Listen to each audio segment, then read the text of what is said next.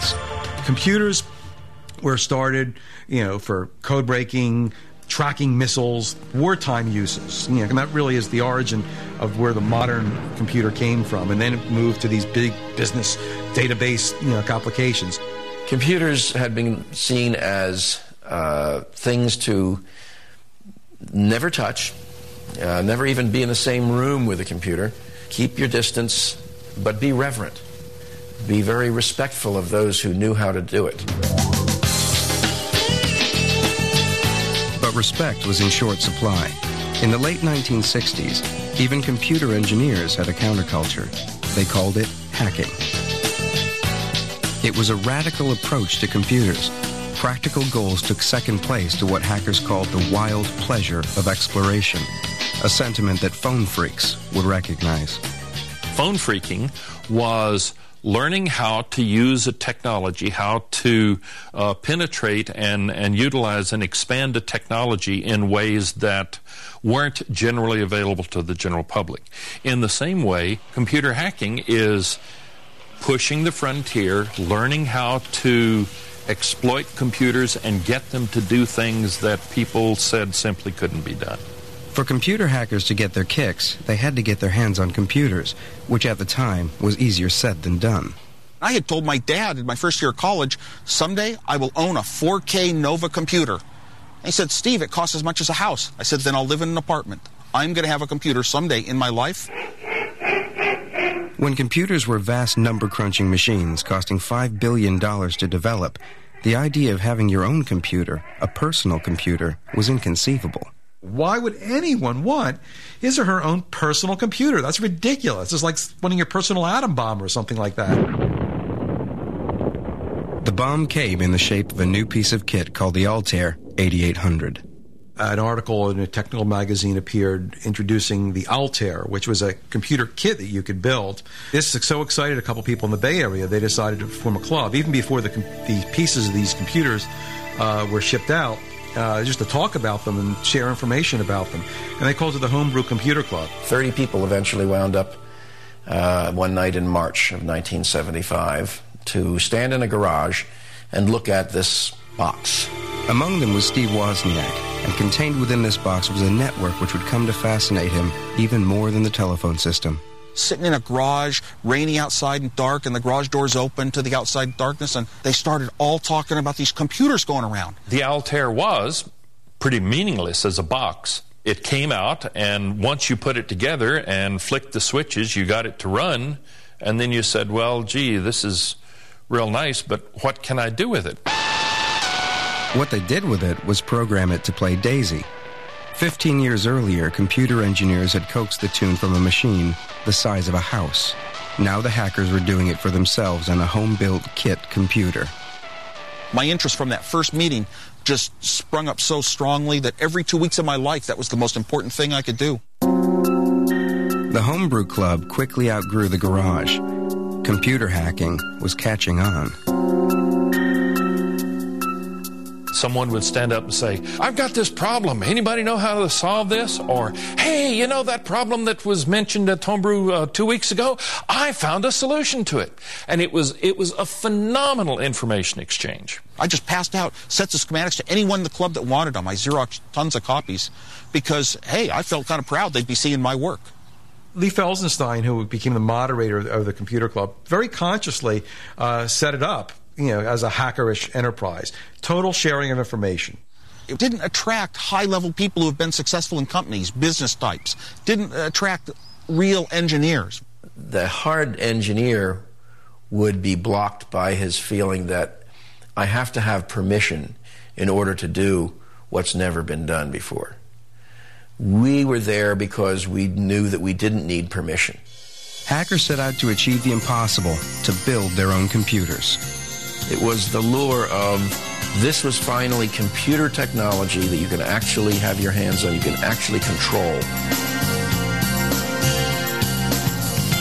Every time someone brought a computer, introduced a computer into the Homebrew Club, the first thing people would do is just rush up, take it apart, and learn everything about it, and just pester the designer with zillions of questions. How's this work? Where's that, pin go to that pin?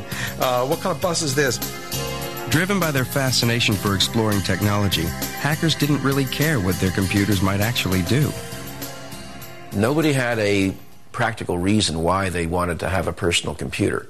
There were some excuses made up, like balance your checkbook, or keep recipes, or control things around the house. But almost nobody ever did that. That's function guilt. That's, well, I mean, do you ask somebody, well, yes, but what can you do with your model train? No, I play with it. I enjoy it. It's fun to diddle with it. It's fun to experiment.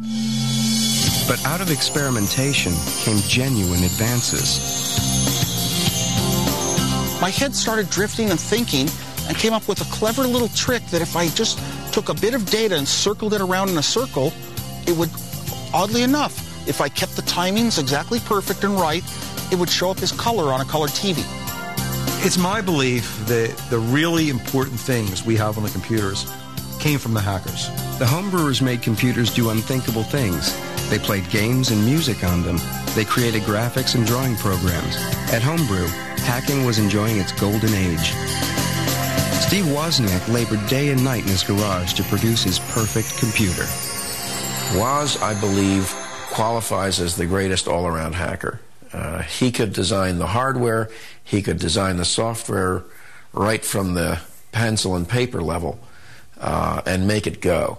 If anybody ever looked at my circuit, they would start to see that, whoa, this guy doesn't just do straight designs like you're taught. He could see things that other people don't see, and make connections that other people don't make. What I love about hackers is that they have a different, maybe enhanced way of looking at the world to make those kinds of connections. Hackers would experiment with any hardware or software they could get their hands on, even if they didn't own it.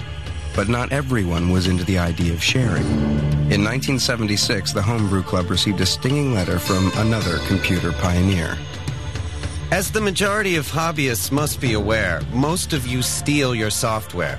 Who cares if the people who worked on it get paid? Most directly, the thing you do is theft.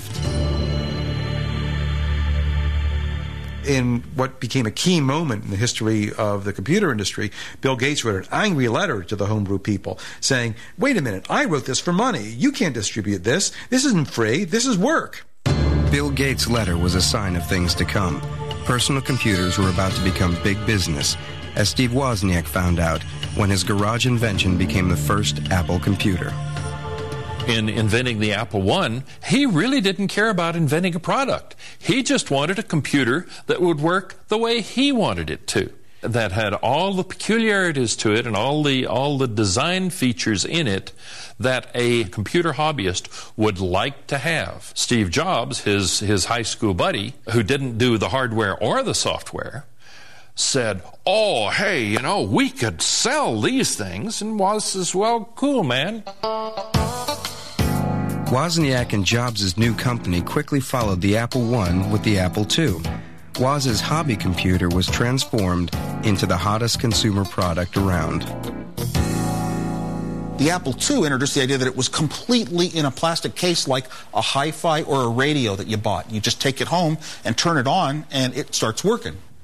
Assembling the first apples by hand in Woz's bedroom, it had looked like a bit of a long shot. But the balance sheet at Apple soon told a different story. I got a phone call from Steve, and he said, guess what? I got a $50,000 order.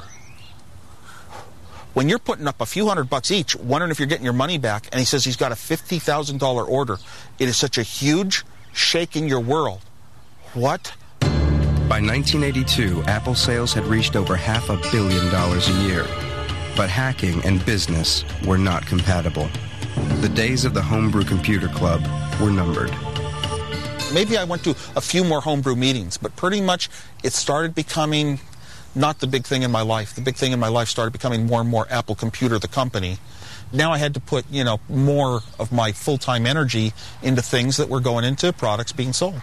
With companies like Apple forming and becoming serious businesses, secrets became introduced into it. You couldn't tell your colleagues in the Homebrew Computer Club what your product plans were. what you were working on, because competitors might be there and they would say, oh, Apple's doing that. Let's get a similar